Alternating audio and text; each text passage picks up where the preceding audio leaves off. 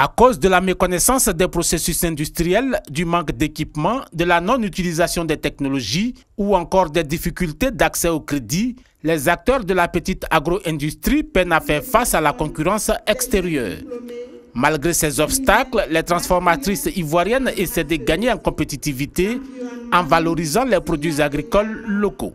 Nous avons changé d'échelle. Les produits sont de qualité. Nous avons dressé des stands, vous allez le remarquer. Les emballages, la traçabilité se sont améliorées, modernisées. Toutes les spéculations sont transformées des céréales aux épices, les cosmétiques, les produits de bien-être sont vendus en grande surface, en vrac ou en conditionné. Optimiser l'attractivité de l'emballage et le conditionnement des produits transformés, c'est aussi la volonté du gouvernement qui met en œuvre une nouvelle politique industrielle dont l'un des objectifs majeurs est le renforcement du lien production-transformation, véritable levier de création de valeur ajoutée et d'emplois décents.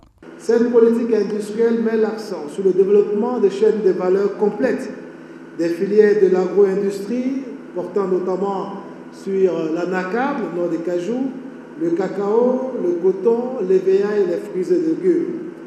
Des appuis spécifiques ont été apportés à certaines filières ou sont en cours pour d'autres afin de dynamiser la transformation locale de nos matières premières. Le ministre Souleymane Diarra-Souba a aussi lancé un appel aux transformatrices de produits agricoles à déposer les marques de leurs différents produits auprès de l'Office ivoirien de la propriété intellectuelle afin de protéger l'identité commerciale de leurs produits et leur savoir-faire. La superficie résiduelle actuelle de forêt en Côte d'Ivoire est de 3 millions d'hectares, avec un rythme de disparition supérieur à 200 000 hectares par an. Agriculture extensive, exploitation mal maîtrisée des forêts pour satisfaire les besoins de bois d'œuvre et de bois d'énergie en seraient quelques causes. Pour reconstituer son couvert forestier et restaurer ses fonctions écologiques, la Côte d'Ivoire a entrepris plusieurs réformes au nombre desquelles la création d'une brigade spéciale de surveillance et d'intervention. Elle a essentiellement un rôle de renseignement, un rôle d'intervention et un rôle de surveillance de tous les massifs forestiers, tant dans le domaine rural que classé. L'effectif, pour le moins, est assez restreint, mais il y a un renforcement des capacités, tant en normes qu'en matériel, qui est en vue, avec le recrutement de 600 éléments qui seront formés en commando force spéciale et qui réellement vont prendre toute la mesure sur le terrain. En vue d'une meilleure gestion des forêts, une rencontre est organisée avec tous les acteurs. Il y a beaucoup de plaintes de la part des opérateurs, d'un contrôle intempestif, des contrôles trop récurrents et qui les empêcheraient de travailler.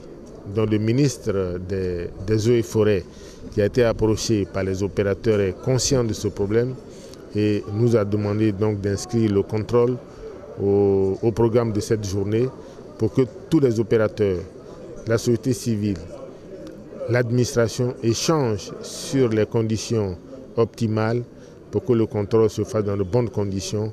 Cette rencontre permettra de dresser le bilan de la contribution du contrôle forestier en vue de l'amélioration de la gouvernance forestière et d'en dégager les perspectives. Révélé aux Ivoiriens par l'émission Dimanche Passion, la radio-télévision ivoirienne RTI, la troupe Djeli Théâtre compte à son actif 25 ans de présence professionnelle sur les planches. But de Fer, Bazé Thérèse, Prince Bill, Gaston Jupon, Jimmy Danger, Zongo et Tao ont marqué le coup à travers un spectacle digne des grands événements. 25 ans après, moi je suis très contente ce soir. C'était un rêve pour moi que nous qui avons fait Dimanche Passion, qu'on se réveille un peu. Ma première joie, c'est de retrouver tous mes acteurs autour de moi au sein du Djeli Théâtre d'Abidjan. C'est vrai qu'on a perdu quelques acteurs, mais j'étais content parce que tous les acteurs étaient là. Et ma deuxième joie, c'était que la salle, les gens soient déplacés pour venir au théâtre. C'est toute la troupe avec laquelle j'ai démarré, que je retrouve avec beaucoup de plaisir.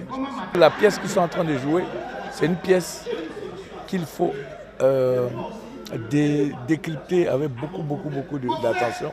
Parce qu'ils mettent les pieds sur ce qui se passe dans la réalité aujourd'hui. Et c'est le Djeli que je vois avec beaucoup de plaisir. Une pièce théâtrale dont la trame appelle à la réconciliation et aux élections apaisées. Une sorte de sonnette d'alarme à l'endroit de nos dirigeants. Plusieurs autorités ont apprécié le spectacle. C'est une belle initiative de fêter ses 25 ans. Faire la promotion de la culture, c'est plus qu'important. La vie, c'est tout ce qui reste le plus important pour un pays. Monsieur le Premier ministre, qui a accepté donc de parrainer ce spectacle et qui, à travers ce parrainage, a voulu apporter donc son soutien au Djily Théâtre qui fête ses 25 ans. Et il était de son devoir donc de marquer sa solidarité à ces artistes. À travers cette pièce, le Djily Théâtre a prouvé qu'il a encore du talent à revendre.